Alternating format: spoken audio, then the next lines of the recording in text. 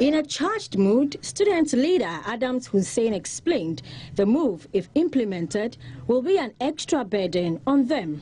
This injurious policy, if implemented, has the extreme potential to force several of our students out of school and put their career path in complete jeopardy.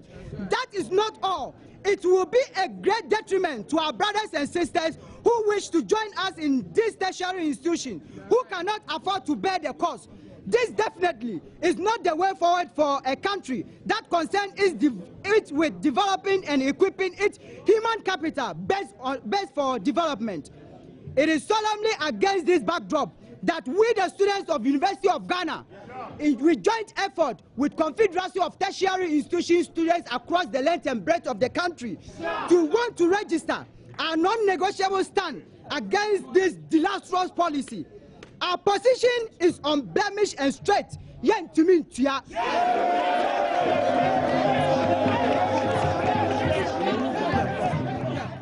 Adams Hussein said they will use every legal means to stop government from making them pay. The students are meanwhile planning a nationwide demonstration next week Monday to register their protest if their concerns are not addressed. We will on this coming Monday, May 11, 2015, embark on a peaceful demonstration characterized with grave display of intellectual maturity to register our displeasure on government impervious and insensitive intention to shirk its responsibilities of paying utility bills. We are student leaders.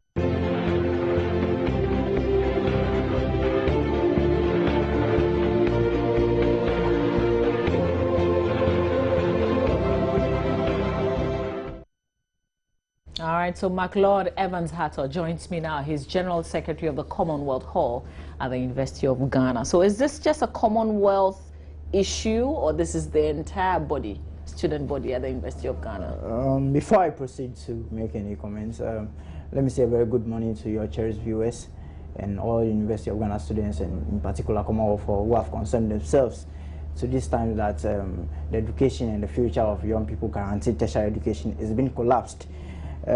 This affair is not just Commonwealth Hall.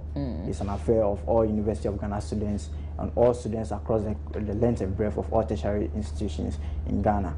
And we are registering our displeasure at government's intention to remove utility subsidies from tertiary institutions. Okay, so before we get into what you intend doing, because you have this demonstration you've planned for next Monday, 11th of May, in some of the schools, the electricity and water has already been cut. What's the situation with Legon? And the situation with Legon is not different from that of other tertiary institutions, that the electricity company of Ghana, the ECG, is threatening the tertiary institutions to pay their huge debts owed them. Otherwise, they suffer the consequence of being disconnected from the national grid. And this is our concern as University of Ghana students. You see, on the 25th of March, the government of Ghana convened a certain stakeholder consultation with all stakeholders in the tertiary which institutions. NUCs duly represented. Exactly. And this is as a result of indications that government has failed on its attempt to implement the 1998 cost-sharing educational policy, which we have all come to occasionally or traditionally called the Akosombo Accord.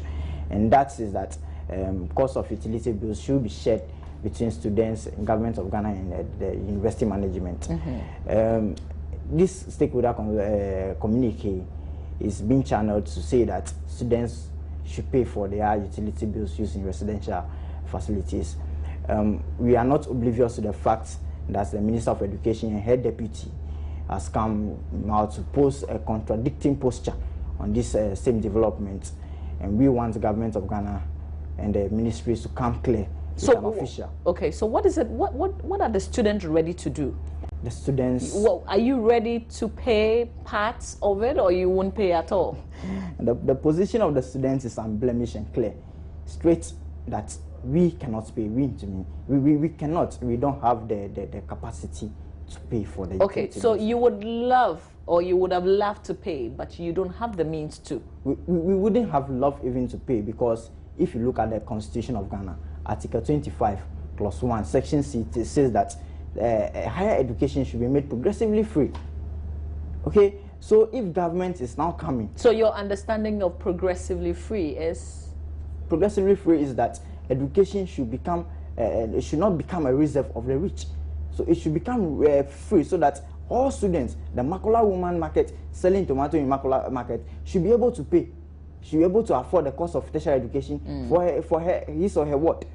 The farmer in Apipa should be able to pay for the education of his children in tertiary education, in tertiary institutions.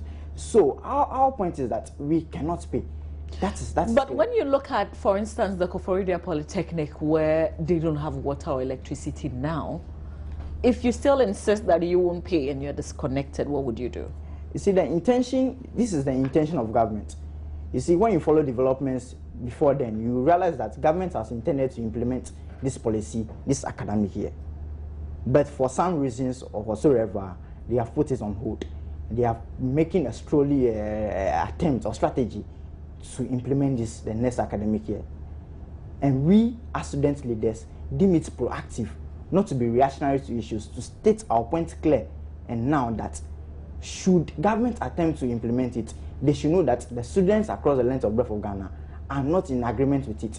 And every day resist with all the vehemence at our disposal that we are not ready and we cannot pay for utility bills across whilst achieving tertiary education in our institutions. Okay, so let's talk about next Monday.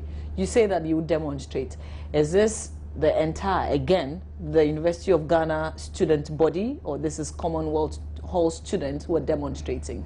Yeah, let me tell you this.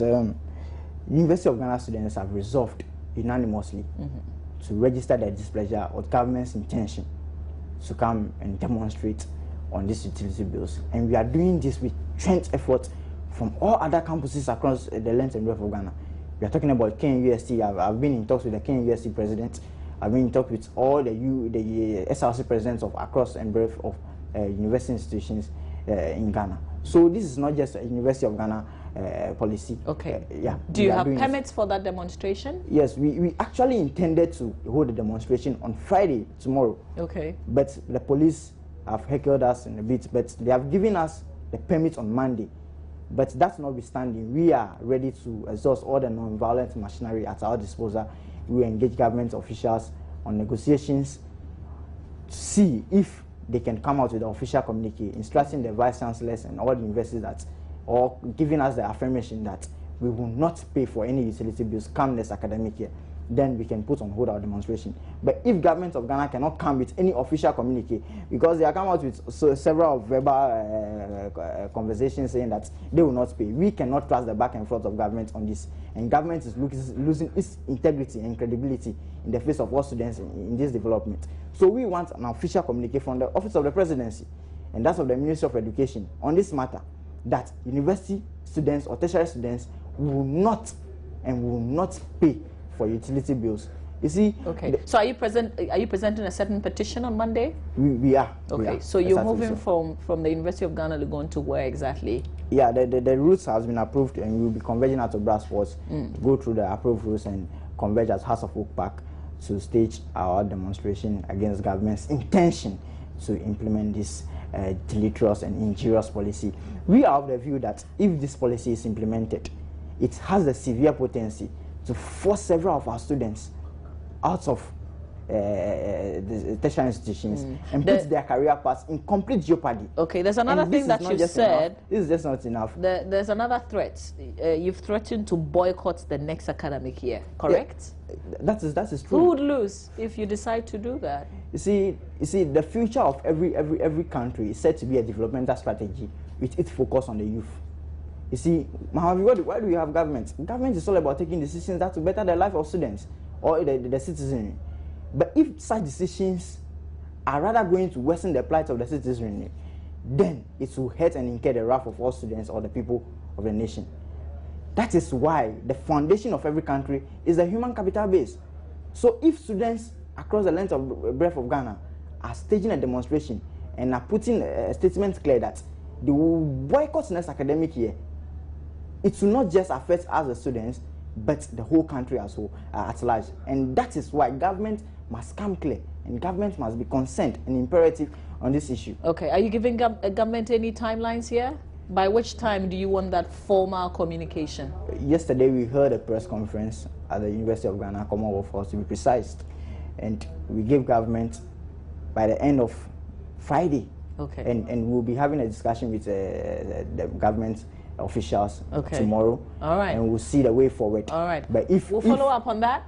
We'll follow up on that. For now, exactly. I mean, that's all time would allow us. But thank you very much. That's McLeod Evans Hatto, General Secretary of the Commonwealth Health University of Ghana. But this is where we have to wrap up our show for today. Really, I thank you for all the messages that you keep sending. We're back, God willing, tomorrow here at exactly 6 a.m. My name is Mama Vios Rabwaj.